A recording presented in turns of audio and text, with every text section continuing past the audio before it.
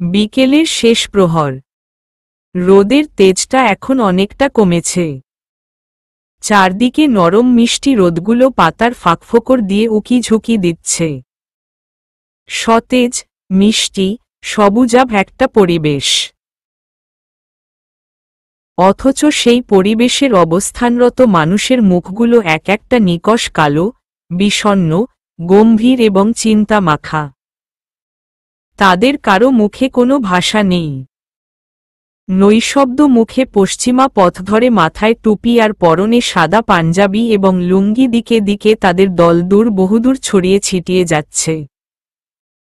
আমি জানলার পাশে বসে পাথার চোখে তাদের চলে যাওয়ার দিকে তাকিয়ে আছি। কিছুক্ষণ হলো মার দাফন কাজ শেষ হয়েছে। তুরাব ভাইয়া এবং খালামণিও এসেছে মিনিট 10 আগে। উনারা মুখটা ভার করে বাসার সামনের এক চিলতে উঠোনের কোণাটায় দাঁড়িয়ে আছে। আমি খালামণিকে সঙ্গে না আনায় উনারা অ্যাম্বুলেন্সের পেছনে পেছনে নিজেদের গাড়ি করে নাকি আসেন। কাঁচপুর স্থানে আসার পরই হঠাৎ উনাদের গাড়ির তেল ফুরিয়ে যায়। এই নিয়ে নানান ঝামেলাঝাপটা রয় শয়ে আসতে আসতে মার দাফনের সময় উপস্থিত থাকতে পারেনি। কিন্তু এদের এই মুহূর্তে আমার একদম সহ্য হচ্ছে না। এদের জন্যে আমার সব শেষ। এই উন্মাদ পৃথিবীতে আমার মা ছাড়া কেউ ছিল না। আপন বলতে ওই এক রত্নী সম্বল ছিল। আজ ওদের জন্যে আমার সব শেষ হয়ে গেল। তছনছ করে দিল আমার জীবনটাকে এরা। না, এদের আর এখানে এক মুহূর্তেও দাঁড়িয়ে থাকতে দেওয়া যাবে না, তাহলে আমার মা রাতটা কষ্ট পাবে, খুব কষ্ট পাবে। আমাকে অভিশাপ দেবে বেকায়দাদের এখানে দাঁড়িয়ে থাকতে দিলে। মনের ক্রোধে স্থান থেকে উঠে দাঁড়াই। টোয়া আমার বাম হাতটা শক্ত করে ধরে বলল, কোথায় যাচ্ছিস? আমি জানালার বাইরে হাত বাড়িয়ে ভাঙ্গা গলায় বললাম, ওই দুজনকে বল এখান থেকে চলে যেতে। উনারা ততর খালামণি এবং কাজিন। উনারা চলে যাবে মানে? এবার কিছুটা বল প্রয়োগ করে জোর গলায় চিৎকার করে বলে উঠলাম, না, ওরা আমার কেউ না। ওদেরকে আমি চিনি না। ওদের বল এখান থেকে চলে যেতে। বল। শেষ কথাটা মুহূর্তের জন্যে আশপাশে থাকা সবাইকে থমকে দেয়। সবাই কি হয়েছে ভেবে দ্রুতপদে এখানে আসতে থাকে। আকাশও আসে। আকাশ সযত্নে আমার কাছে এসে বলল, সব ঠিক হয়ে যাবে সানা। সব ঠিক হয়ে যাবে। শান্ত হ প্লিজ।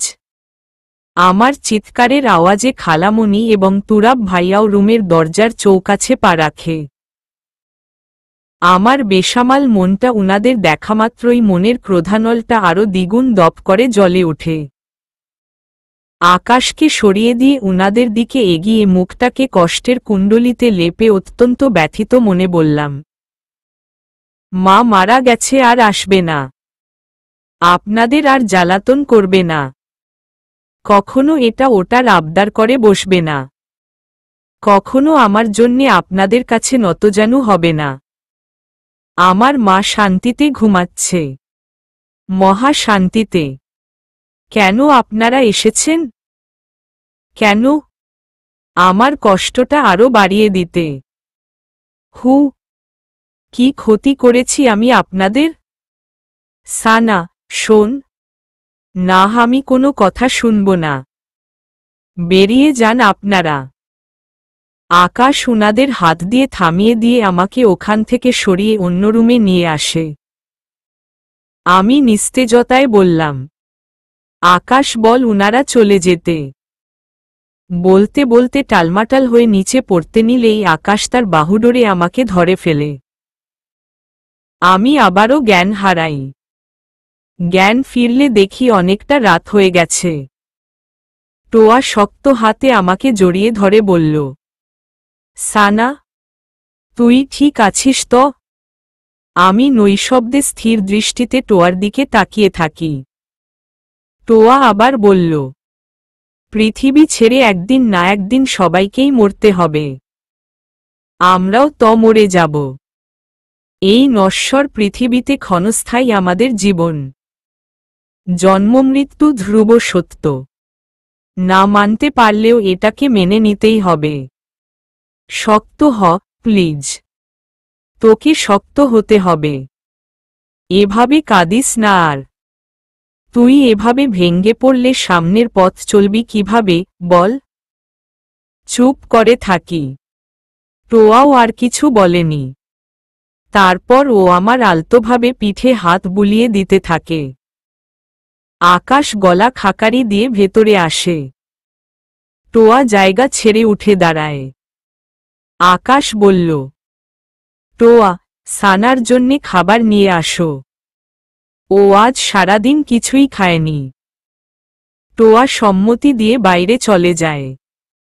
আকাশ টোয়ার জায়গায় বসতেই আমি বললাম, আকাশ, উনারা চলে গেছ তো? আকাশ খানিক ধাতস্থ বোধ করে বলল, যায়নি। শুনলাম কিছুক্ষণ পর চলে যাবে। কোথায় এখন? ডাইনিং এ আছে। আকাশের কথা শেষ হতেই আমি ধরফর বিছানা থেকে নেমে যাই। আকাশ অপ্রস্তুত বোধ চোখে আমার দিকে তাকিয়ে থাকে। আমি আমার রুমে যেয়ে হ্যান্ডব্যাগটা খুঁজতে থাকি, কিন্তু কোথাও পাইনি। গলার স্বর উঁচু করে টোয়াকে ডাকি। টোয়া দৌড়ে এসে বলল, সানা, কিছু খুঁজছিস? আমার ব্যাগ কই? হ্যান্ডব্যাগ? হ্যাঁ, ওটা তো আমি আলমারিতে রেখে দিয়েছি। লাগবে? উপরে নিচে হালকা মাথা ঝাঁকাই। টোয়া হর্ন হাতে আলমারি থেকে ব্যাগটা এনে আমার হাতে দেয়। আমি ব্যাগের চেইন খুলে ডিভোর্স পেপারটা বের করি। ওটা হাতে নিয়ে ডাইনিংয়ে যেয়ে সোজা খালামণির হাতে তুলি দিই। উনি প্রশ্নবিদ্ধ চোখে তাকাতেই বললাম, পেপারে আমার সাইন করা আছে। ভালোভাবে চেক করে নিয়ে এই বাসা থেকে চলে যান। বলেই ভেতরে চলে আসি। বিছানায় বসে আবারও ঢুকরে ঢুকরে কাঁদতে থাকি। টোয়া এসে আমার হাত ধরে নিয়ে খাবার রুমে নিয়ে যায়। ভাতের প্লেট সামনে রাখতেই বললাম, আমার খেতে ইচ্ছে করছে না। আকাশও সেখানে উপস্থিত ছিল। সে টোয়ার দিকে একফোঁট তাকিয়ে আমার দিকে এগিয়ে আসে। ধীর স্থির গলায় বলল, সানা, এরকম করিস না। দেখ, তুই এরকম করলে আন্টি রাতটা ভীষণ কষ্ট পাবে। আকাশ, বিশ্বাস কর, আমার খেতে একদম ইচ্ছে করছে না। বুঝলাম। এরকম একটু আধটু হবেই। তাই বলে খাবার অফ করে দিবি এটা ঠিক না। খাবারের উপর কখনো রাগ করতে নেই। চুপ হয়ে থাকি। আকাশ আবার বলল, তুই যদি না খাস তাহলে আমরা কিন্তু চলে যাব। আর কখনো তোর সাথে দেখা করতে আসব না। কি টোয়া, ঠিক বলছি না?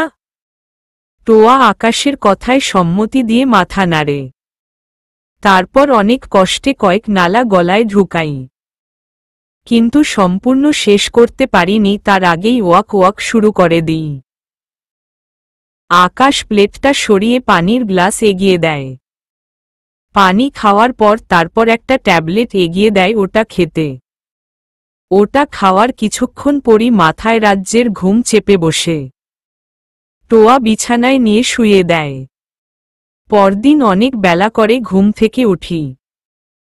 মাথাটা প্রচণ্ড ভার ভার অনুভূতি হতেই বুঝতে পারলাম আকাশ কাল রাতে একটা ঘুমের ট্যাবলেট খাইয়ে দিয়েছে। তারপর হাঁটি হাঁটি পায়ে ফ্রেশ হয়ে নিয়ে বাইরে যেতেই টোয়া আমাকে দেখে হেসে ফেলে। বলল, নাস্তা রেডি করতেছি, বসো। আমি চারপাশ তাকাতে তাকাতে টোয়াকে বললাম, আকাশ চলে গেছে? হু, তুই ঘুমানোর পরই ও কাল চলে গেছে। হঠাৎ চলে গেল, বলেও গেল না। টোয়া মৃদু হাসি দিয়ে বলল, ও বলেছে আবার আসবে। হাসপাতাল থেকে আর্জেন্ট কল এসেছে, তাই চলে গেছে, হাতে তো এখানে শর্ট সময় নিয়ে এসেছে। ওহহ। তারপর এভাবে আমার দিন চলতে থাকে। টোয়া সারাক্ষণ পাশে থেকে থেকে মার শোক ভুলাতে এটা ওটা বলে আমাকে স্বাভাবিক করার চেষ্টা করে। আমি আস্তে আস্তে কিছুটা স্বাভাবিক হয়ে উঠি। এভাবে 4 দিন কেটে যায়। এর মাঝে আত্মীয়স্বজন কেউই আর আমাকে দেখতে আসেনি। তবে প্রতিবেশী 2-1 জন এসে এসে আমায় দেখে যেত। মা ছাড়া এই মেয়েকে কে দেখবে? কিভাবে চলবে তার দিন? সে একা থাকতে পারবে? হাজারো কথা মানুষের ঠোঁটের কোণায় লেগে থাকত। সবার এই কথাগুলো নিয়ে আমিও খুব চিন্তা করেছি। আসলে সত্যিই তো আমার দিন চলবে কিভাবে? এভাবে দিনগুলো চলতে থাকলে তো আমিটাই শেষ হয়ে যাব। আমাকে কিছু একটা করতে হবে। চাকরি। ভালো একটা চাকরি করতে হবে। যে টাকার অভাবে আমার মাস শেষ হয়ে গেল, যে মানুষগুলোর স্বার্থপরতা দেখালো, সেই মানুষগুলোকে উচিত জবাব আর মাকে দেওয়া প্রতিটি আঘাতের দাগ ফিরিয়ে দিতে অন্তত মায়ের জন্যে হলেও আমাকে নিজের পায়ে নিজেকে দাঁড়াতে হবে। তবে আমি পারবো নিজের পায়ে দাঁড়াতে? পারতে আমাকে হবেই। ইনশাল্লাহ, আমি পারবি। চৈত্রের শেষ বিকেল। সারাদিনের উত্তপ্ত রোদের ঝাঁঝ এখন কিছুটা কমে যেয়ে চারদিকে স্নিগ্ধ বাতাস বইছে। স্নিগ্ধ বাতাসে জানলার দামি দামি সাদা পর্দাগুলো কিছুক্ষণ পরপর নড়ে উঠছে। আমি সেদিকে খানিক তাকিয়ে সোফায় আরেকটু আয়েশ করে বসতে নিলেই এরই মাঝে আধা বয়সী এক ভদ্রলোক আসেন। ভদ্রলোককে চিনতে অবশ্য আমার বেগ পেতে হয়নি। ইনি নিশ্চয়ই গার্ডিয়ান হবেন। ভদ্রলোক কিছুটা ধাতস্থ বোধ করে উত্তেজিত গলায় বলেন, আই এম এক্সট্রিমলি সরি। অনেকটা দেরি হয়ে গেছে। আসলে বাচ্চাগুলোকে নাস্তা serve. It's okay, no problem. I can see. Thank you. লোকটি কিছুটা স্বস্তি বোধ করে আমাদের সামনের সিটটায় বসে পড়েন। জিহ্বা দিয়ে গলা ভিজিয়ে গলার স্বর কিছুটা নরম করে তারপর বলেন, তা তোমাদের মাঝে কে পড়াবে আমার মেয়ে দুটোকে? সেখানে আমার সাথে টোয়াল ছিল। আমি গলা উঁচিয়ে বললাম, জি আঙ্কেল, আমি। ওহ আচ্ছা। অনার্স তো কমপ্লিট, তাই না? জি। বাসা কোথায় তোমার? কোটবাড়ি। কোটবাড়ি থেকে বিশ্ব রোড। আচ্ছা, আসতে এমনিতে প্রবলেম হবে না তো? জি না। ওকে। তা আগে কোথাও টিউশনি করিয়েছ? আই মিন অভিজ্ঞতা কেমন? এ কথার ফোরে আমি খানিকটা ধাতস্থতা হই। কারণ এর আগে আমি কখনো টিউশনি করাইনি, যদিও ভালোমতো পড়ানোর সেই ক্যাপাবিলিটি আমার আছে। তাছাড়া এখানে আসার আগ দিয়ে টোয়া আমাকে সতর্ক করে দিল, দোস, চাকরি অথবা টিউশনির কথা যাই বলিস, সবগুলোই এক একটা ইন্টারভিউ। গার্ডিয়ানের ঠোঁটের কোণায় যেই কথাটি সর্বপ্রথম ঝুলে থাকবে তা হল এক্সপেরিয়েন্স কেমন? আগে কোথাও টিউশনি করিয়েছেন? তা কখনোই স্বীকার যাবি না যে আগে কোথাও করাসনি, না হলে সাথে সাথেই বাতিল। আমি তো টিউশনি করাই, আমি জানি। টোয়ার কথাটি মাথা রেখেই মিথ্যে বলে দিলাম, জি করিয়েছি। এখনো করাচ্ছ? আবারও ধাতস্থতা বোধ করে টোয়ার দিকে তাকাই। টোয়া চোখ দিয়ে ইশারা করে হ্যাঁ বলতে। আমি হ্যাঁ বলে দিই। ভদ্রলোক খুশি হয়ে সাথে সাথে দাঁত বের করে হেসে দেন। বলেন, গুড। তা এবার অ্যামাউন্টের কথায় আসা যাক। আমি তোমার কাছে আমার দুটো মেয়েকে পড়াতে দিব। একটা ক্লাস 3-তে, আরেকটা ক্লাস 8-এ। সময় 2.5 ঘন্টা। অ্যামাউন্ট ৫,০০০। কি হবে? ভদ্রলোকের কথায় আমার চোখমুখে বিস্ময় রেখা স্ফুটিত হয়। অ্যামাউন্টের পরিমাণটা খুবই কম। এত কম অ্যামাউন্টে যে কেউ পড়াতে সহজে রাজি হবে না। আমার বিস্ময়ের ফোন কেটে পাশ থেকে টোয়া বলে উঠল, জি আঙ্কেল, অ্যামাউন্টটা যদি আরেকটু বাড়াতে পারতেন তাহলে ভালো হতো আর কি। দেখুন, আমি আগেও পড়িয়েছি ৫,০০০ দিয়ে। সমস্যা আগের টিচারের ঢাকায় জব হওয়াতে সে ঢাকায় চলে গেছে।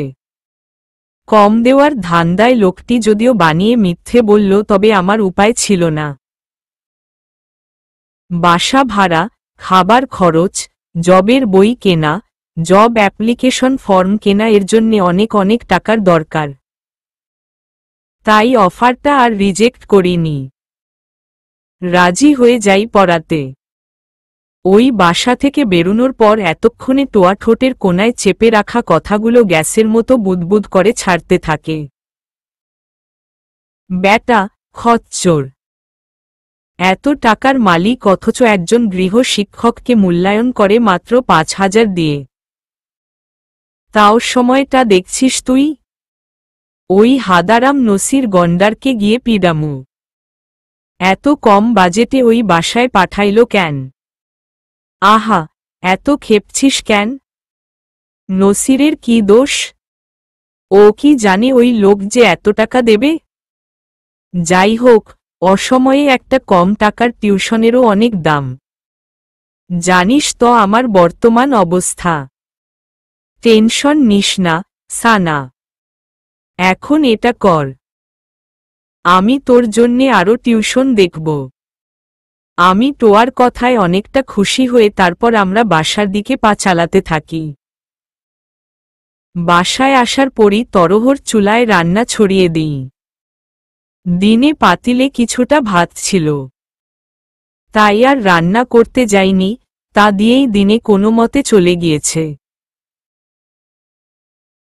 ভাতটা শেষ হয়ে আসলে তরকারি কি রান্না করব ভেবে তরকারির র‍্যাক টুকতে থাকি। ২-৩টা গোল আলু ছাড়া আর কিছুই পাইনি। মনটা ক্ষান্ত হয়ে যায়।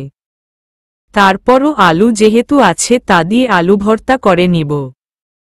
ভাতের মারটা আর ফেল দিব না। ভাত, মার, আলু ভর্তা দিয়ে রাতটা কোনোমতে কাভার করব ভেবে নিয়ে চুলোর দিকে এগিয়ে যেতেই দরজা করাঘাত পড়ে।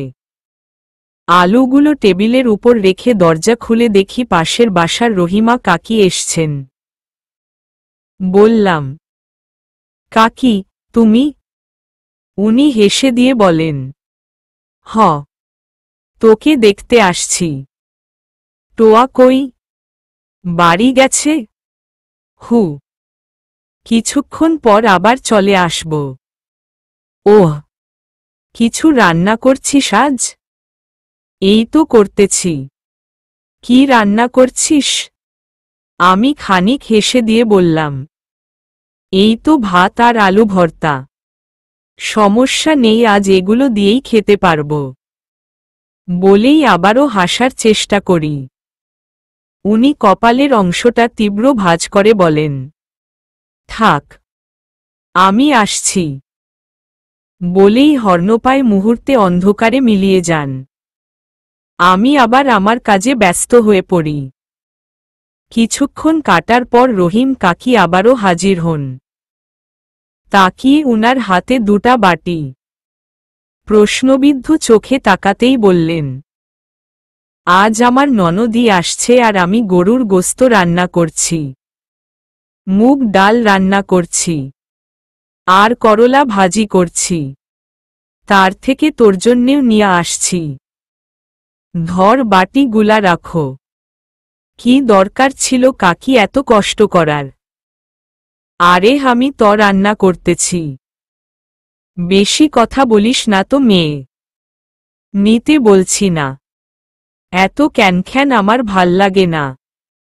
আমি আর কাকির সাথে কথা বাড়াইনি। আলতো হাতে বাটিগুলো উনার হাত থেকে নিই। বাটিগুলো আলমারিতে রেখে পেছনে ফিরতে কাকি আবার বলেন, শোন মা, আমি তোর আপন কাকি না হলেও প্রতিবেশী কাকি। তোর মা নাই, খালামণি ছিল, এখন ওই জানোয়ারটাও নাই। এখন পৃথিবীতে বলতে ওই উপরওয়ালাই আছেন। তাই বলি কি, তোর যখন যেটা মন চাইবে খেতে সোজা আমার কাছে চলে আসিস। লজ্জা পাস না? আমি তোর মার সমান, বুঝলি? খানিক থেমে তারপর আবার বলেন, লোকে আমারে খারাপ বলতে পারে, কিন্তু আমার মনটা ওত খারাপ না রে সানা।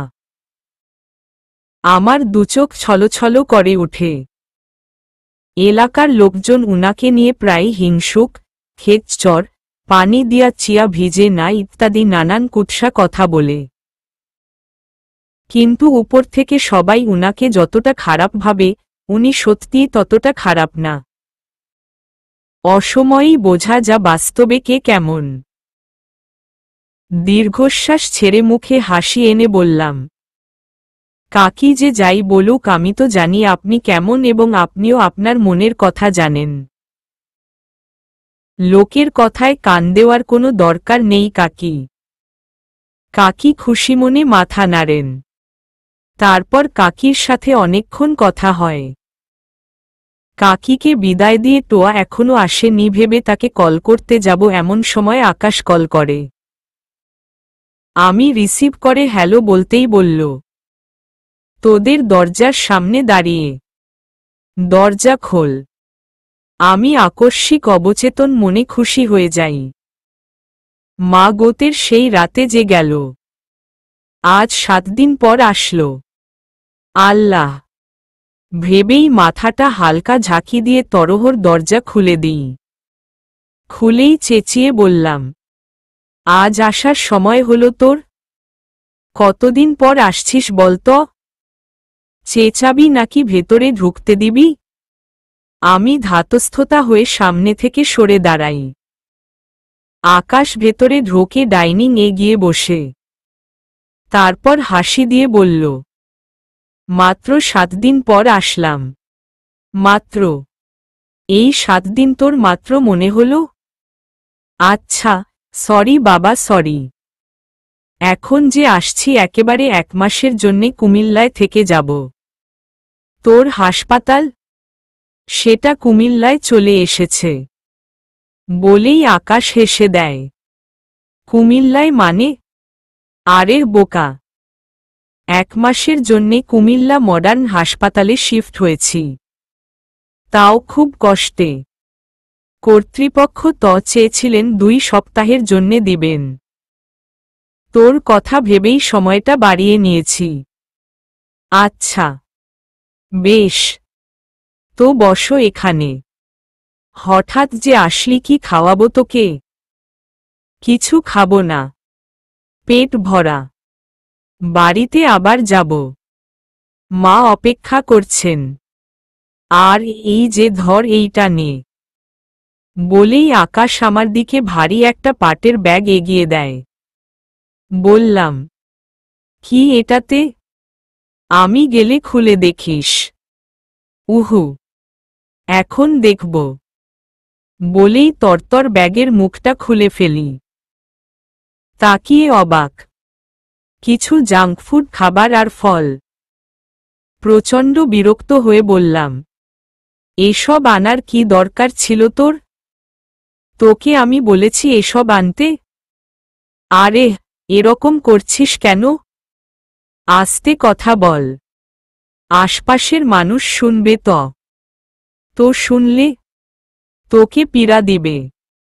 বলেই হাসল আকাশ। তারপরও কেন খামোখা এত টাকা খরচা করলি? এসব কি বলছিস? হু, একেবারে কানের নিচে যে দিব। আমি তোর অপরিচিত কেউ যে এভাবে কথা বলছিস? আমি মুখ গোমরা করে আকাশের দিকে তাকিয়ে থাকি। আকাশ তা ইগনোর করে শার্টের হাতা কিঞ্চিত উঠিয়ে বাম হাতের কালো ব্র্যান্ডেড ঘড়িটার দিকে বলল, রাত তো অনেক হয়েছে, টোয়া এখনো এলো না। কল দিয়েছিস ওকে? শেষ কথাটা আমার দিকে ফিরে বলল। বললাম, দিইনি। দিব। দিইনি মানে? রাত 9টা বাজতে চলেছে। তাড়াতাড়ি কল দে।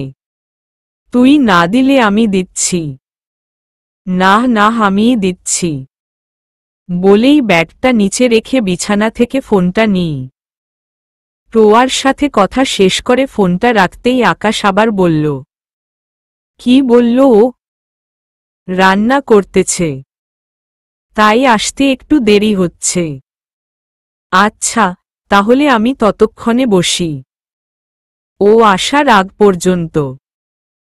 বলেই আকাশ বিছানায় শরীরটা হালকা এলিয়ে দেয়। মুহূর্তে আমার ভেতরে আবেগে আপ্লুত এক অন্যরকম সুখানুভূতি হয়। খুবই অন্যরক সুখানুভূতি। এরা দুজন এত ভালো কেন? হ্যাঁ, আমার এত খেয়াল নেয়। ভাবনার মাঝেই আকাশের দুচোখের পাতা বুজে যায়। দেখেই বুঝা গেল সারাদিনের জার্নিতে আকাশ খুবই ক্লান্ত। নাকের ঢগায়, ঠোঁটের নিচের অংশে, কপালের অংশে বিন্দু বিন্দু ঘাম লেপে আছে। ব্যাপারটা অদ্ভুত চমৎকার। আমি কিঞ্চিত হেসে ব্যাগটা নিয়ে বাইরে চলে আসি। পরদিন সকালে টিউশনিতে বের হই। ভাবলাম কোটবাড়ি থেকে বিশ্বরোড হেঁটেই যেতে পারব, কিন্তু কিছু পথ যেতেই মনে হলো রথে হেঁটে ফিক্সড সময়ে পৌঁছাতে পারব না। তাই আর উপায়ন্তর না পেয়ে একটা রিকশা নিই। ভাড়াটা অনেক কষ্টে কমিয়ে টমিয়ে 10 টাকায় আনি। বিশ্বরোডে নামার পর ব্যাগ থেকে 10 টাকা বের করে রিকশাওয়ালার দিকে এগিয়ে দিতেই তিনি খুব আকুতি গলায় বলে উঠলেন, আপা, আর যদি 5টা টাকা বেশি দিতেন তাহলে মার জন্যে ওষুধ কেনার টাকা হতো। রিকশাওয়ালার এ কথাটি মুহূর্তে আমার ভেতরটায় একটা তীব্র আর্তনাদ করে উঠল। চোখে অশ্রু এসে টলমল করতে থালে। নিজেকে অতিসংগোপনে যথেষ্ট সংযত করে তারপর বললাম, আপনার মার কি হয়েছে? খুব জ্বর, আপা। 2 সপ্তাহ ধরে খুব জ্বর। কমতেছে না। টাকার জন্যে ঠিকমতো ওষুধও খাওয়াতে পারছি না। আমার মারও টাকার অভাবে চিকিৎসা করাতে পারিনি। টাকার কাছেই বা কেন পৃথিবীর সবথেকে মা নামক প্রিয় শব্দটিকে হার মানতে হয়? খোদা, তুমি কেন এতটা অবিচার করো? ভাবতে ভাবতে চোখ বসে আসে। তারপর আবার ব্যাগের চেইনটা খুলি। ব্যাগে মোট 50 টাকা ছিল। সবগুলো টাকা রিকশাওয়ালাকে দিয়ে দিই। রিকশাওয়ালা আমার দিকে অবাক নয়নে তাকিয়ে থাকে। বললাম, মার ভালো করে চিকিৎসা করেন। মা গেলে মা পাবেন না। যার গিয়েছে সে বুঝে। বলেই ওড়নার কোনা দিয়ে চোখের কিনারের পানিটুকু মুছে নিয়ে রিকশাওয়ালাকে পাশ কেটে চলে আসি। রীতি এবং প্রিয়াকে আজ তেমন ভালোভাবে পড়াতে পারিনি। তাদের মনোযোগ ধরে রাখতে তাদের সাথে মজার মজার কথা বলে তাদের সাথে সহজ হতে পারিনি, অথচ আজ টিউশনের প্রথম দিন হিসেবে এটা আমার জন্যে খুব ইম্পর্ট্যান্ট ছিল। ওরা নিজ থেকে আমাকে যতগুলো প্রশ্ন করেছে শুধু উত্তর হ্যাঁ না পেয়েছে। কোনোরকম ব্যাখ্যা পায়নি। হয়তো মনে মনে প্রচণ্ড বিরক্ত এবং রাগও হয়েছে। রিকশা থেকে নামার পর থেকেই দুর্বোধ্য আমার মনে সবকিছু অবচেতন হয়ে রইল।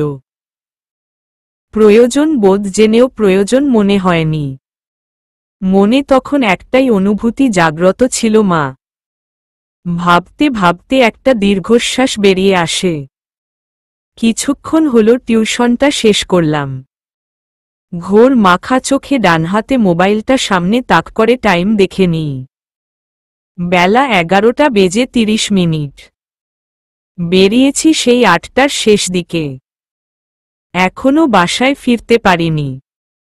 মাথাবার কয়েক ঝাঁকি দিয়ে ওভারব্রিজের রেলিং ছেড়ে দিয়ে তার বাম পাশের সিঁড়ি বেয়ে নিচে নামতে গেলেই হঠাৎ আকাশ সামনে পড়ে।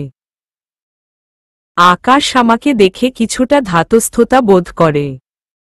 তরহর চশমাটা খুলে আবার চোখে ভালোভাবে এঁটে নিয়ে বলল, তুই এখানে? আমি নৈশব্দে আকাশের দিকে তাকাই। ওভারব্রিজের সিঁড়িতে দাঁড়িয়ে কথা বলাটা দুষ্কর, তাই নিরিবিলি জায়গায় দাঁড়িয়ে কথা বলতে আকাশ তরহর এদিক ওদিক চোখ বুলায়। ফুট ওভার ছাড়া আর কোথাও ফাঁকা জায়গা দেখতে পায়নি। বলল, উপরে উঠো, উপরে খালি আছে, কথা বলা যাবে। কথার জবাব না দিয়ে নিঃশব্দে আকাশের সাথে আবার উপরে যাই। আকাশ আমার পাশাপাশি দাঁড়ায়, গলায় খাকারি টেনে গলাটা খানিক পরিষ্কার করে নেয়। বলল, হঠাৎ বিশ্বরোড আসলি যে? টিউশনি করাতে। টিউশনি। আমি স্থির চাহনিতে আকাশের দিকে ফিরি। গলার স্বর খানিকটা স্বাভাবিক করে বললাম, হ্যাঁ। সানা, টিউশনি করানো লাগবে না। তুই মেয়ে, এতদূর আসাটা তোর জন্যে অনেকটা রিস্কি হয়ে যায়। আমি কুমিল্লায় দেখি তোর জন্যে ভালো কোনো স্কুলের জব ম্যানেজ করতে পারি কিনা। আকাশ, আমি আরও বড় চাকরি করতে চাই। স্বপ্নটা এখন আমার নিছক ছোট নয়, অনেক বড়। যে টাকার অভাবে কত মা চিকিৎসা করাতে পারে না, আমি সেই মায়েদের জন্যে বিনা চিকিৎসায় একটা হাসপাতাল করব। যে মানুষগুলো টাকার গৌরবে মানুষদের মানুষ মনে করে না, আমি তাদের প্রতিটি বাক্যের উচিত জবাব ফিরিয়ে দিব। তার জন্যে আমাকে যা যা করতে হয় আমি সব করতে রাজি। এই যে টিউশনি করাই বারণ করছিস না, তা কেন করছি জানিস? জব এক্সামের বই কিনে পড়তে। সামনে অনেক টাকার দরকার আমার, অনেক। আমি নিজের পায়ে দাঁড়াবো আকাশ। তুই পারবি, সানা। শুধু নিজের মাঝে কনফিডেন্স রাখো। তবে তোকে এই মুহূর্তে একটা রিকোয়েস্ট করি, জানি না রাখবি কিনা, তারপরও বলছি। তোর ভালো জব না হওয়া পর্যন্ত আমি যদি তোর পাশে থেকে সবকিছুতে তোকে সাপোর্ট করি, এই ধর বন্ধু হিসেবে। সবকিছুতে সাপোর্ট করা লাগবে না আকাশ। এই যে সাহায্যের কথা বলেছিস, এতেই আমি ঢের খুশি হয়েছি। আমি নিজে কষ্ট করব আকাশ। নিজে কষ্ট করলে সেই পরিশ্রমে প্রসূতি মেলে। তাছাড়া এ পর্যন্ত তো অন্যের ঘাড়ে বসে বসে খেয়েছি, তা দেখতেই পেয়েছিস এখন কি হাল হয়েছে আমার। আমার মা গেল, আমার ছোট্ট এই জীবনটাকে নিয়ে কত হেলাফেলা হল। যাই হোক, বাদ ও সব। তা সাপোর্ট করার কথা যেহেতু বলেছিস, তাহলে আমাকে কিভাবে থেকে কিভাবে পড়ব, ইন্টারভিউ অথবা যাই বলিস ওগুলাতে নিজেকে কিভাবে প্রেজেন্ট করব, ওই বিষয়গুলো আমায় খুঁটিয়ে খুঁটিয়ে বুঝিয়ে দিস। আমি আবার ওই বিষয়গুলোতে খুবই নার্ভাস ফিল করি। বলতে পারিস গাইডলাইন দিবি আর কি। পারবি এটুকু করতে? আকাশ সহমর্মিতা এবং শান্তগলায় বলল, সানা, তোর যত সমস্যা যা কিছু সব আমায় বলবি। আমি অলওয়েজ তোর পাশে আছি। ধন্যবাদ আকাশ। খুব খুশি হলাম। আর সানা, আরেকটা কথা বলতাম। বল। পৃথিবীতে কোনো কিছু নিয়ে কখনোই হতাশ হবি না। মানুষের জীবনে সমস্যা হয়, কিন্তু প্রতিটি সমস্যার এক একটা সমাধানও থাকে। তুরাবকে নিয়ে হয়তো মাঝে মাঝে আপসেট হয়ে পড়িস। আপসেট হওয়ার কথাই। আমি নিজেই স্বচক্ষে দেখেছি তুই ওর প্রতি কতটা সিরিয়াস ছিলি। শেষ মুহূর্তে ওর এহেন বিহেভিয়ার কারো পক্ষেই মেনে নেওয়া সম্ভব কিনা তা জানি না। তবে তোকে যেটা বলবো, কখনো ভেঙ্গে পড়িস না। নিজেকে শক্ত রেখে যদি সামনের পথ চলতে সক্ষম হোস, ইনশাল্লাহ সফলতা আসবেই। আকাশের কথাগুলো হৃদয় লাগল। কিছুটা সেম্পেথির মাঝে উপদেশমূলক বাণী। মুখে জোরপূর্বক হাসি টেনে বললাম, আমি ঠিক আছি আকাশ। ইনশাল্লাহ। দোয়া করিস। তা তুই কোথায় যাচ্ছিস এখন? হাসপাতালের দিকেই যাব। ওভারব্রিজ পাশ করে ওপাশে গাড়িতে উঠতে যাব, তার আগেই তোর সাথে দেখা হয়ে গেল। আচ্ছা, তোর আবার দেরি হয়ে যাচ্ছে না তো? আরে না, আজ ডিউটি নেই। কুমিল্লা ট্রান্সফার হয়েছি যে, তার এন্ট্রি করা লাগবে, তাই যাচ্ছি। তাছাড়া উইকলি চেম্বারে 3 দিন বসব। ওহ, তা তোর বাসার সবাই কেমন আছে? সব কথা এখানে দাঁড়িয়ে থেকে না বলে রেস্টুরেন্টে গিয়ে বলি? আমি ঘড়ির দিকে তাকিয়ে বললাম, আকাশ, আমার অলরেডি অনেকটা দেরি হয়ে গেছে।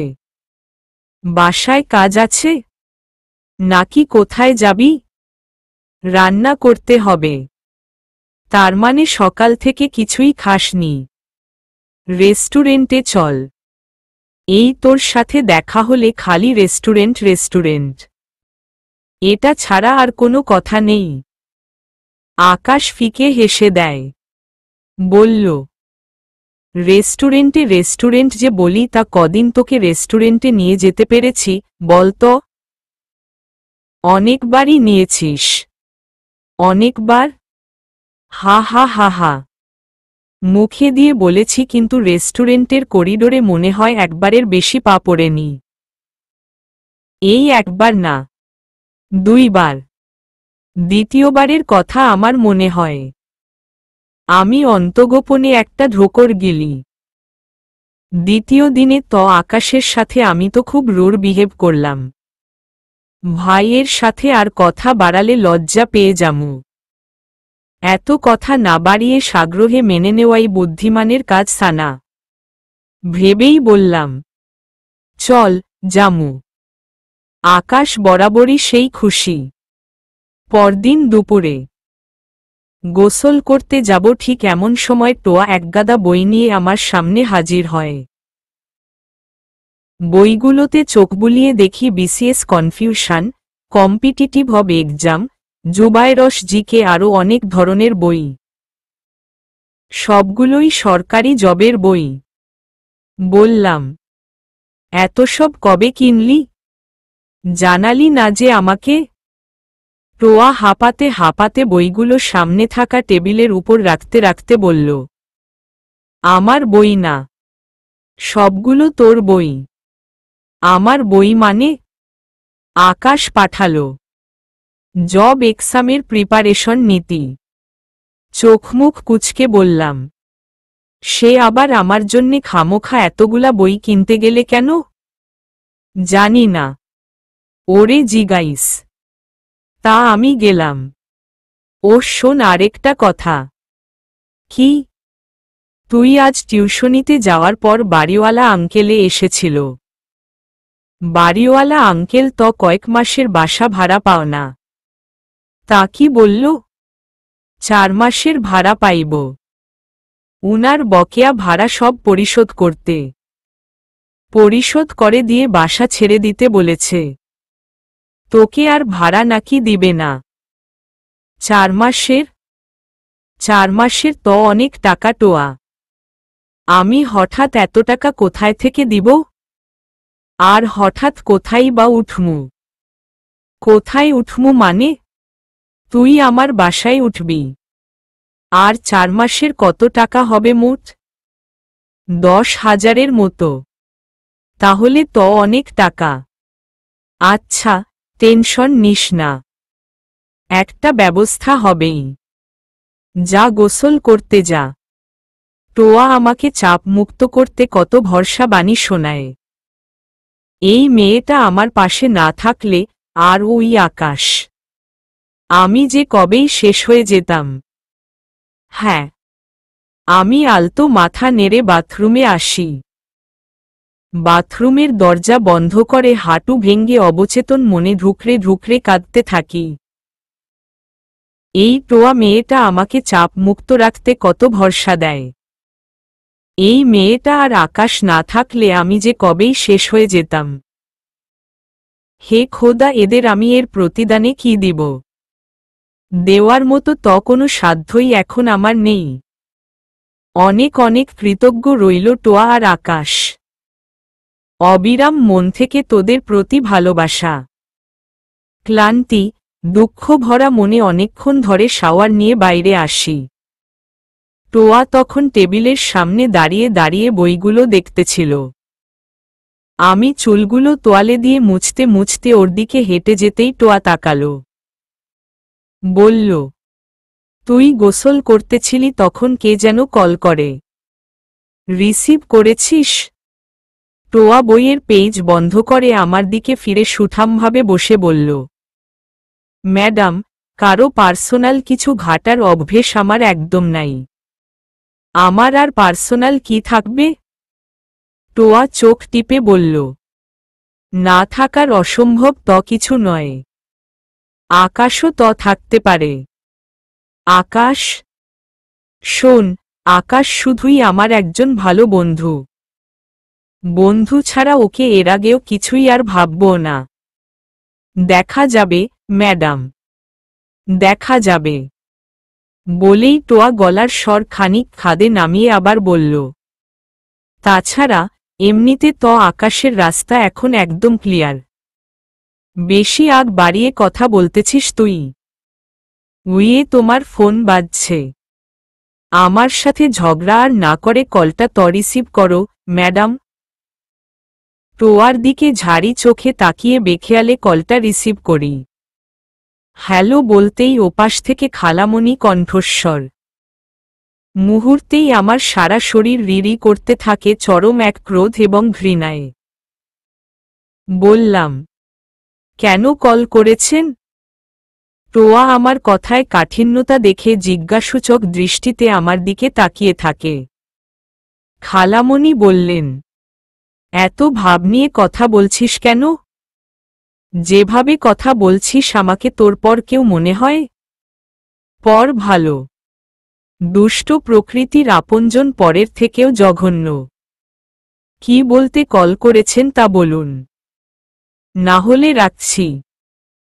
ওই সম্পর্কটার কথা বাদ দিলে তুই আমার আপন মায়ের পেটের বোনের মেয়ে, তোর উপর আমার দায়িত্ব অবশ্যই আছে।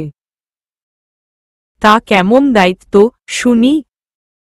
তুই ঢাকায় চলে আয়, আমাদের সাথে থাকিস। আমি তাচ্ছিল্য ভরা একটা হাসি দিই। বললাম, দায়িত্ব?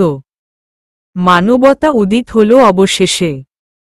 তাহলে তুই আমাদের এখানে আসছিস না? কথা মনে হয় আপনার কানে যায় না খালামণি। যেটা আমি আগে আন্দাজ করেছিলাম। ওই আকাশ বেটার সাথে থাকিস এখন? এই জন্যে আমাদের প্রয়োজনীয়তা বোধ করছিস না, তাই তো? তোর মতো বেশ্যাকে ওই আকাশও একদিন ছেড়ে চলে যাবে। আমার ছেলে রেখে চলে এসেছে না? খালামণি, কথাবার্তা সাবধানে বলবেন। আপনার মতো নীচক মানসিকতার মানুষ ছি। আপনি এতটা জঘন্য আমার আগে জানা ছিল না। আর কখনোই আমাকে কল দিবেন না। বলেই কলটা কেটে দিয়ে তরহর ব্লক লিস্টে নাম্বারটা পাঠিয়ে দিই। মোবাইলটা বিছানার উপর ছুঁড়ে ফেলে থমকে বিছানার উপর বসে যাই। টোয়া দৌড়ে এসে আমার কাছ ঘেঁষে বসে। তোর ওই দস্যু খালামণিটা কি বলেছে সানা? কি বলেছে? টোয়ার কথায় উত্তর জবাব না প্রদান করে খুবই জোরে একটা আর্তনাদ করে উঠি। যে চিৎকারে পাখিরা উড়তে ভুলে যায়, গাছের নরনচরণ পাতাগুলো থমকে যায় এবং আশপাশের সবকিছু মুহূর্তের জন্যে অসাড় দাঁড়িয়ে যায়। সন্ধ্যের পর এক কাপ চা খেয়ে পড়ার টেবিলে বসি।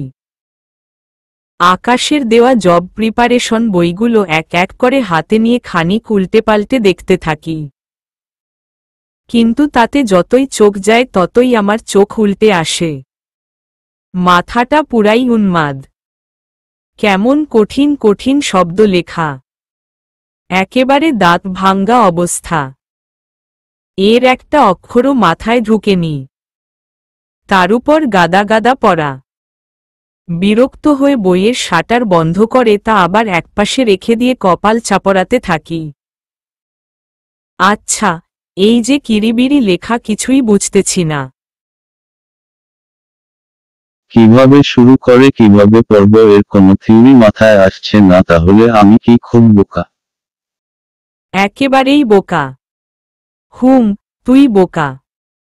এক কথায় হাদারাম। হাদারাম তো বুঝিস তাই না? কারো কণ্ঠস্বর শুনে পাশ ফিরে তাকাই। আকাশ চোখ কুঁচকে রেখে আলমারিটা বরাবর সুঠাম হয়ে দাঁড়িয়ে আছে। আমি ওর দিকে প্রশ্নবিদ্ধ চোখে তাকাতেই ও এদিকে এগিয়ে আসতে আসতে বলল, কালিসাজে বাসা একলা একটা মেয়ে এভাবে দরজা খোলা রাখে? বুঝলাম না।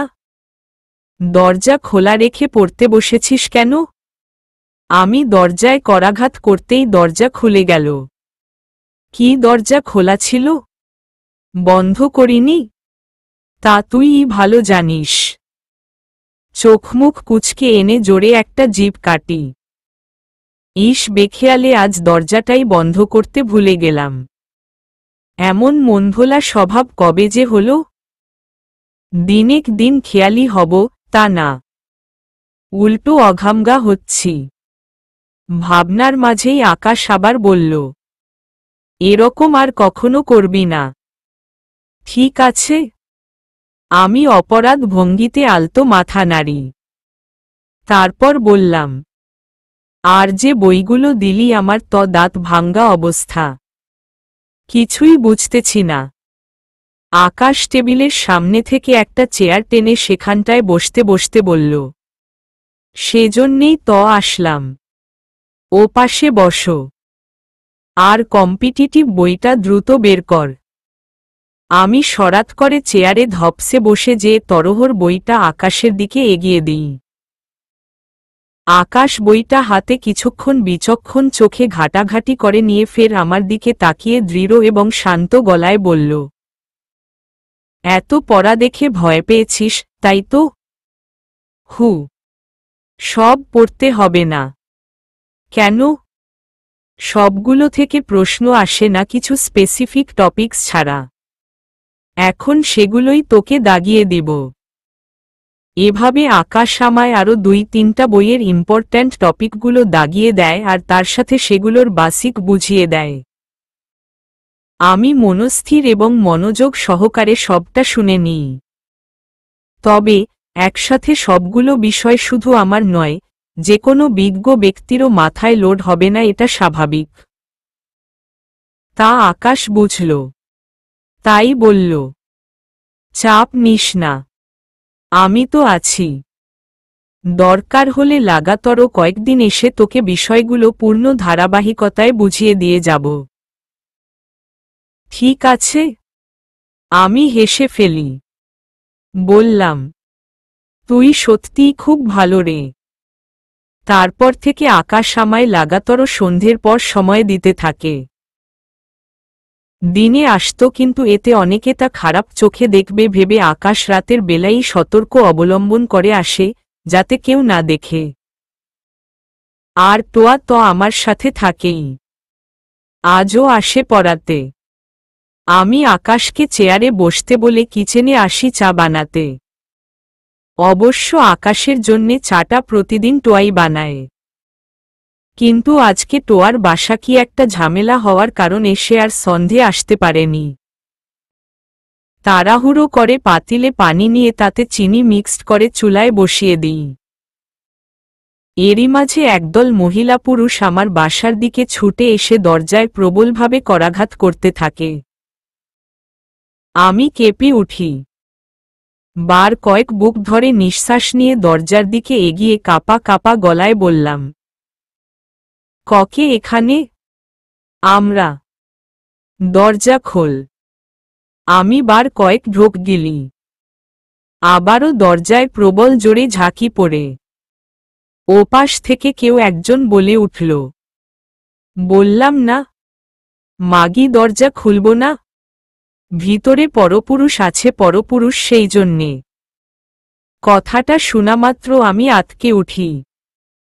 কণ্ঠটা হাজেরা দাদির কণ্ঠের মতো লাগছে। কিন্তু হাজেরা দাদি আমাকে এসব কথা কেন বলছে? ওই মাইয়া দরজা খোল বলছি, না হলে খারাপ হবে বলে দিলাম। আমি এবার সত্যিই ভয় পেয়ে যাই। হঠাৎ এলাকার লোকজনের এত হুলস্থুল। তবে কি উনারা আমাকে এবং আকাশকে নিয়ে সন্দেহ করেছে? ব্যাপারটা এটা নয় তো? ইয়া মাবুদ, না, ব্যাপারটা উনারা যাই ভাবুক, আমার উচিত উনাদের বুঝানোর।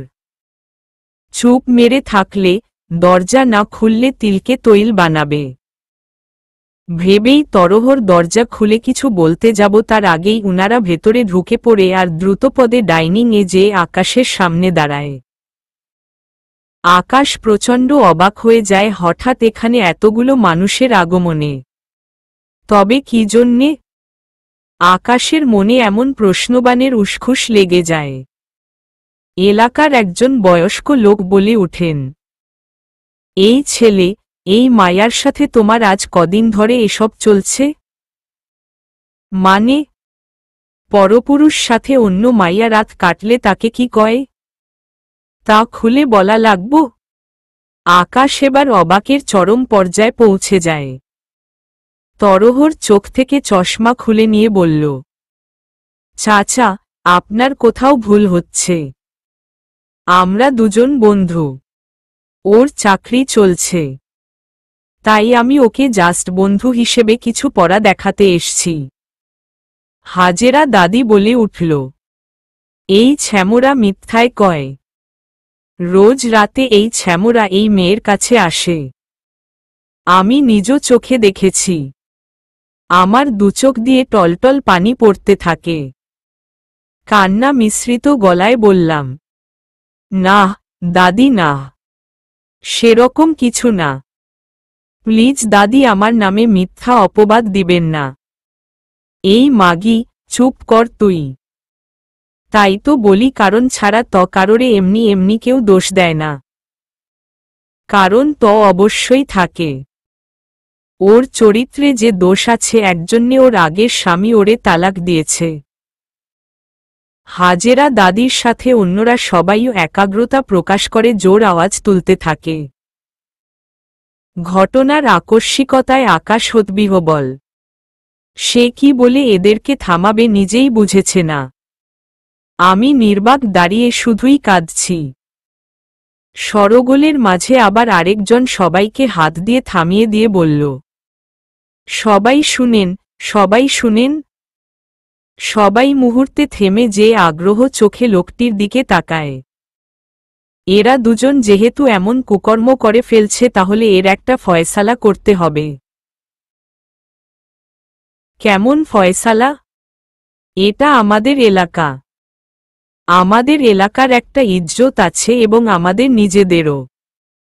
তাছাড়া এর বয়সী এলাকায় আরও অনেকগুলো মেয়ে এখনও অবিবাহিত আছে। ওদেরও বিয়ে দেওয়া লাগবে। এই মেয়ে যে কাজ করছে এর জন্যে উপযুক্ত শাস্তি। কি? এদের দুজনকে বিয়ে দিয়ে এই এলাকা ছাড়া করা, যাতে ভবিষ্যতেও যদি কেউ আমাদের এলাকা নিয়ে কথা তুলে তখন বলতে পারবো ওরা স্বামী স্ত্রী। কেরামত সাহেব, আপনার মতামতটা যুক্তিযুক্ত। একদম সঠিক একটা মতামত দিয়েছেন। আর দেরি না করে এখনই কাজী ডেকে এদের বিয়ে পড়িয়ে দাও। সাথে সাথে সবাই হ্যাঁ হ্যাঁ বলে উঠল। যান, এখনই কাজী ডেকে এনে এদের দুজনেকে বিয়ে পড়িয়ে দিয়ে এখান থেকে বিতাড়িত করে দেন। কথাটি শোনামাত্রই আমি ব্যথিত চোখে আকাশের দিকে তাকাই। আকাশ হতভম্ব চোখে আমার দিকে তাকিয়ে আছে। দুপাশে মাথা নেড়ে আকাশকে বলতে চেয়েছি, আকাশ, না, ওদের থামা। কিন্তু আর বলা হলো না। কিছুক্ষণ বাদেই কাজী চলে এলো। সবার জাতাকলে পড়ে বিয়েটা হয়ে গেল। বিয়ের কাজ শেষ হওয়া মাত্রই টোয়া চলে এলো। এসেই দেখল এই কাণ্ড। আমি টোয়াকে জড়িয়ে ধরে জোরে কেঁদে দিই। টোয়াও আমাকে জড়িয়ে ধরে তার মুখটা আমার কানের কাছে এনে বলল, এতদিনে গ্রামবাসীরা একটা ভালো কাজ করল। যাক, গ্রামবাসীদের অনেক অনেক ধন্যবাদ। আমি মুহূর্তে টোয়ার উপর রেগে যাই। টোয়া শব্দ করে হেসে দেয়। গাড়ির শব্দ আর চারপাশে কোলা ব্যঙ্গ ডাকার শব্দ ছাড়া এই মুহূর্তে কিছুই শোনা যাচ্ছে না।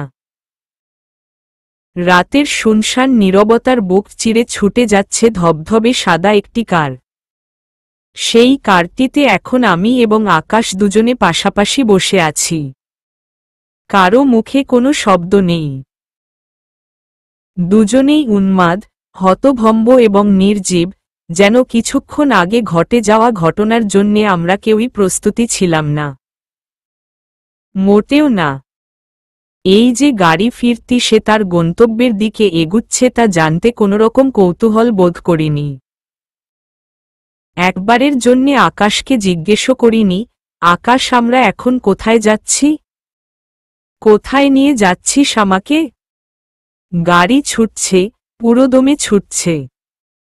ছুটতে ছুটতে একটা মুহূর্তে গাড়িটি এসে একটা জায়গায় থামে। আকাশ গাড়ি থেকে নেমে আমার দিকে ফিরে খুবই শান্ত এবং স্বাভাবিক গলায় বলল, সানা নাম। এবার আমার ধ্যান ফিরে। আমি নৈশব্দে ভদ্র মেয়ের মতো গাড়ি থেকে নামি। সামনে তাকিয়ে বিস্তর একটা বাড়ির সামনে দাঁড়িয়ে আছি। প্রশ্নবিদ্ধ চোখে আকাশের দিকে কিঞ্চিত ফিরতেই আকাশ হেসে দিয়ে বলল, এটা আমাদের বাড়ি, সানা। আমার মাঝে কোনোরকম ভাবাবেগ হল না। তারপর আমি হাঁটি হাঁটি পায়ে আকাশের সাথে বাড়ির মেইন ফটকের দিকে এগিয়ে যাই। আকাশ কলিং বেল চাপতেই ভেতর থেকে কোনো একজন মহিলা এসে দরজা খুলে দেয়। উনি আকাশের সাথে আমাকে দেখে অনেকটা খানিকটা চমকে যাওয়া অবস্থা। তা দেখে আকাশের মাঝে তেমন ভয় এবং দ্বিধার রেখা স্ফুটিত হল না, পরিবর্তে সে কুটিল হেসে ফেলল। বলল, এতদিন না বললে একটা বউ চাই তোমার, একটা বউ চাই। এখন তোমার জন্যে বউ নিয়ে আসলাম। মুহূর্তের মধ্যে ভদ্রমহিলার চোখমুখে রাঙ্গা হয়ে যায়। ভুবন ভুলানো হাসি দিয়ে উৎফুল্ল মনে আওয়াজ করে বলতে থাকেন, আফিয়া, আশাফ তোরা কোথায়? তাড়াতাড়ি ডাইনিং এ আয়। দেখ আকাশ কাকে নিয়ে এসেছে। দুজনে এক ঝোটাকে এখানে এসে হাজির হয়। দুইজনকে চিনতে আমার তেমন বেগ পেতে হয়নি। আকাশের থেকে আগেই শুনেছিলাম তার বাবা নেই। তারা ভাইবোন তিনজন, ভাই দুইটা এবং বোন একটা। আফিয়া ২ নাম্বার, আশাফ ছোট, আর সে সবার বড়। আফিয়া উৎসুক মুখ করে বলল, আরে এ তো সানা আপু, না ভাইয়া। মুহূর্তে একটা বিষম খাই। তার মানে আফিয়া আমাকে চেনে। কিন্তু কিভাবে? নিশ্চয়ই আকাশ আগে কখনো একে আমার ছবি দেখিয়েছিল এবং আমার ব্যাপারে কিছু বলেও ছিল। না হলে এভাবে চেনার কথা না। আকাশের মা হেসে দিয়ে বলল, পরিচয় পর্ব সব পরে হবে। আগে বৌমাকে ভেতরে নিয়ে আয়। আফিয়া আমাকে জড়িয়ে ধরে ভেতরে নিয়ে আসে। আনন্দের সহিত আমাকে যথাসম্ভব সাদরে বরণ করে। তবে আমি তাদের এই ব্যাপারটাতে খুব অবাক হলাম। হুটহাট আকাশ আমায় এভাবে নিয়ে আসলো, সেখানে তো উনাদের রাগ হওয়ার কথা। ছেলেকে বকাঝকা করার কথা। এই বিয়ে মানবে মানবে না বলে সরগোল সৃষ্টি করার কথা। তা না করে উল্টো উনারা।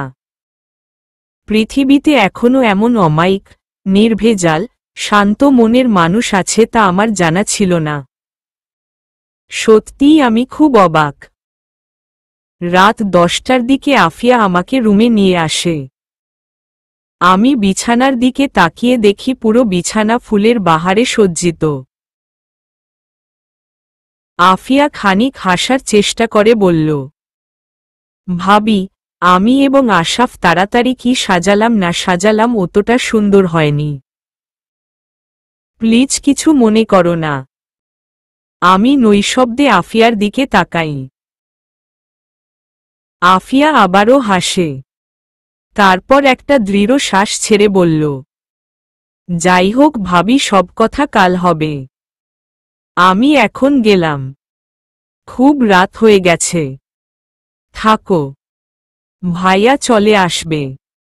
আবার ভয় পেও না কিন্তু। আমি আফিয়ার কথায় না চাইতেও হেসে ফেলি। আফিয়া আমার নাকের সাথে তার নাকটা ঢলে দিয়ে রুম থেকে বেরিয়ে যায়। এবার আমার ভেতরটা নড়ে ওঠে।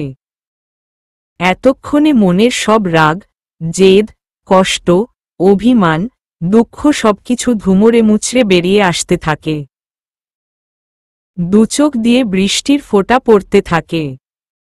এটা কি হয়ে গেল? এটা তো হওয়ার কথা ছিল না। এমনটা তো আমি কখনোই ভাবিনি। মুহূর্তে ঝটকা তুফানের মতো সবকিছু লণ্ডভণ্ড করে দিয়ে গেল। হে আল্লাহ, আমার জীবনের সাথে কেন এমন করো? কেন আমায় এত অগ্নি পরীক্ষায় ফেলো? কাঁদতে কাঁদতে নিচে বসে পড়ি। এর মাঝে আকাশ ভেতরে ঢুকে। আমি বাম হাতের উল্টো পিঠ দিয়ে তরহর চোখের পানি মুছে নিই। আমি মন খারাপ করেছি কি করিনি তা আকাশ বুঝল কিনা জানি না। তবে সে খানিক সময় চুপ থেকেছিল, দৃষ্টিটা আমার দিকে স্থির রেখে। তা আমি না দেখে নিলেও অনুভব করতে পেরেছি। নিস্তব্ধতার মাঝেই আকাশ গলায় খাকারি টেনে শান্ত গলায় বলল, সানা। আমি জবাব দিইনি। আমার নিশ্চুপতা দেখে আকাশ আবারও খানিক চুপ থাকল। তারপর বলল, আমি খুবই দুঃখিত, সানা। আজ এমন একটা পরিস্থিতিতে পড়তে হবে সত্যি আমি কখনোই ভাবিনি। বলেই আকাশ এবার কিছুটা ইতস্তত বোধ করে। গলার স্বরটা শিশুসুলভ করে অত্যন্ত অপরাধ ভঙ্গিতে বলল, আমি জানি তার জন্যে তোর মন খুব খারাপ। আর হ্যাঁ, মন খারাপ হওয়াটা স্বাভাবিক। হুটহাট এরকম একটা পরিস্থিতি যে কারো পক্ষেই সহজে মেনে নেওয়া খুব কঠিন।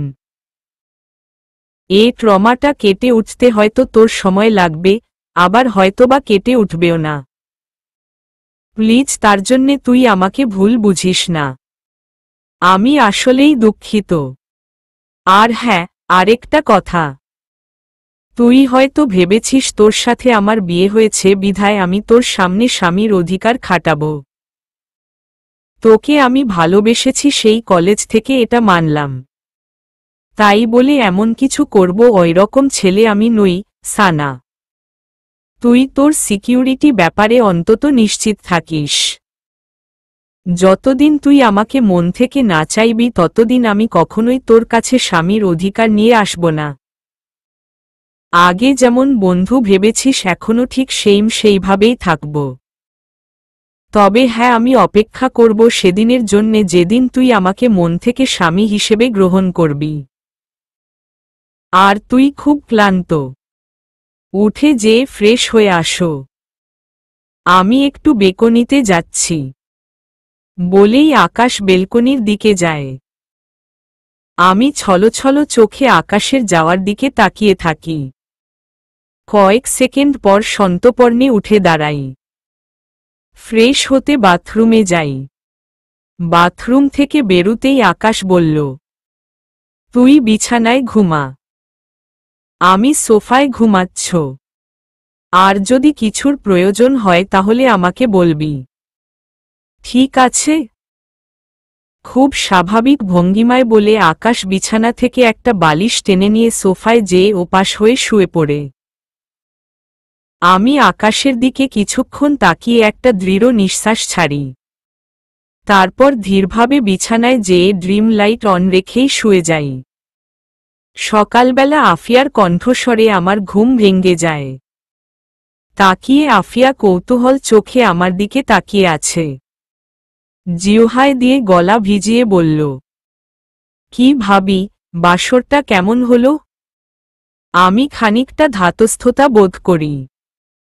চোখমুখ কুঁচকে আনতেই আফিয়া হেসে দিয়ে বিষয়টাকে সহজাত করে বলল, আরে বলতে চাইলাম যে তোমার ঘুম কেমন হলো? আমি চোখ মুখ এবার স্বাভাবিক করে হেসে দিয়ে মাথা নাড়ি।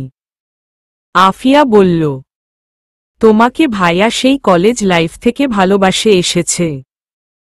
ভাইয়াকে প্রায় তোমার কথা জিজ্ঞেস করতাম। জানো কি বলতো? বলতো জানি না। জানি না, জানি না বলে সেই অজানাকে আজ আমাদের সামনে হাজির করল।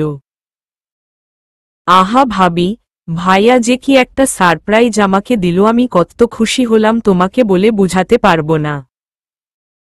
আর সবথেকে বড় কথা হলো ভাইয়া তার ভালোবাসাকে এত বছর পর নিজের করে পেল। আচ্ছা, আগে তাড়াতাড়ি গিয়ে ফ্রেশ হয়ে ডাইনিং আসো। মা সেই কখন তোমার জন্যে নাস্তা নিয়ে বসে আছে।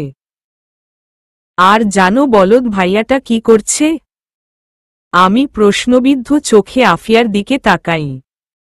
বলল, বলদটা নিজে আগেভাগে খেয়ে নিয়ে হাসপাতালে ডু মারল। একটু অপেক্ষাও করল না তোমার জন্যে। এখন কটা বাজে? 9টা এখনো বাজেনি। তবে কয়েক মিনিট পর 9টার কাঁটায় টিকটিক করবে। আমার জন্যে বসে থেকে হাসপাতালের দেরি হয়ে যেত না? হয়তো এজন্যে চলে গেছে। বলেই হাসলাম। দেরি হলে হতো। নতুন বউকে কেউ এভাবে রেখে চলে যায়? আজ আসুক বাসায়, আচ্ছা মত মারব। বলদের জম। আমার হাসি পেয়ে যায় খুব আফিয়ার এহেন কথায়। আফিয়া যে খুব দুষ্ট আর মিশুক টাইপের আমি বুঝতে পারলাম। তারপর আফিয়ার সাথে কথা শেষ করে ফ্রেশ ট্রেশ হয়ে ডাইনিং এ আসি। আকাশের মা আমাকে দেখে একটা মিষ্টি হাসি দিয়ে এগিয়ে এসে আমাকে চেয়ারে বসান। নাস্তার প্লেট এগিয়ে দিতে দিতে বলেন, জানো মা, আকাশ যখন ডাক্তারিতে জয়েন করে তখন ওকে প্রায় বলতাম একটা বিয়ে করার জন্যে, নিজের সংসার ধরার জন্যে। অথচ এই মাথামোটা ছেলেটা আমার কথা পাত্তাই দিত না। আর শুধু এটাই বলতো, বিয়ে করলে ত দেখবা। তখন এই কথাটা কোনো মায়েরই শুনতে ভাল লাগতো বলো তো? তবে এখন আমার খুব ভালো লাগছে তোমাকে দেখে। আমার ইচ্ছেটা পূরণ করল। তবে হ্যাঁ, আর কয়েক মাস পর আমি কিন্তু তোমার এবং আকাশের বিয়েটা আবার পুনরায় ধুমধাম করে দিব। আশপাশের সবাইকে দাওয়াত করব। আমার আদরের ছেলে বলে কথা। আমি হাসি ছাড়া একথার পিঠে অন্য কথা বলতে পারিনি। সন্ধ্যের পর আকাশ বাসায় ফিরে হাতে রাখা ব্যাগটা সোফার উপর রেখে ঘাম ভেজা শার্টটা খুলে নিয়ে বাথরুমের দিকে এগুতে এগুতে বলল, দ্রুত বই নিয়ে বস, আমি ফ্রেশ হয়ে আসছি। কিঞ্চিত অবাক হলেও আমার স্টাডির প্রতি ওর সিরিয়াসনেস দেখে বেশ ভালো লাগল। আমি সাবলীলায় বই নিয়ে চেয়ার টেনে বসি। কম্পিটিটিভ বইটা খুলে কিছুক্ষণ ঘাটাঘাটি করার পর এরই মাঝে আকাশ বেরিয়ে আসে। ওর অস্তিত্বে আমার ভেতরটায় অজানা এক সংকোচ, লজ্জা ভেতরটায় তোলপাড় হচ্ছে। আকাশ আমার সাইড থেকে চেয়ারে বসে নিয়ে খানিকক্ষণ জিকে বইটা ঘাটাঘাটি করে আমার দিকে দৃষ্টি এঁটে বলল, সানা, তুই খুব আনইজি ফিল করছিস?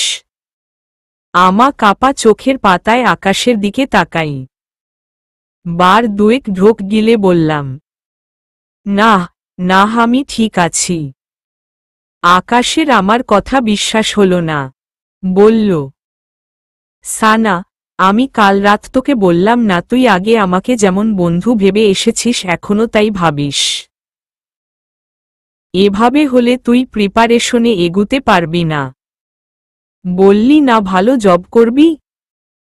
ভালো জব করতে হলে কষ্ট করতে হবে, খুব কষ্ট। আমি ছলছল চোখে আকাশের দিকে তাকিয়ে থাকি। আকাশের কথাগুলো খুবই নরমাল ছিল। চোখ মুখে কোনো রকম ভঙ্গিমা ছিল, একদম সাদামাটা। তারপর থেকে আকাশের সামনে প্রতিদিন বই নিয়ে পড়তে বসি। একটা মুহূর্তে ধীরস্থিরভাবে মনের সব জড়তা, সংকোচ কেটে যেতে থাকে। চলবে।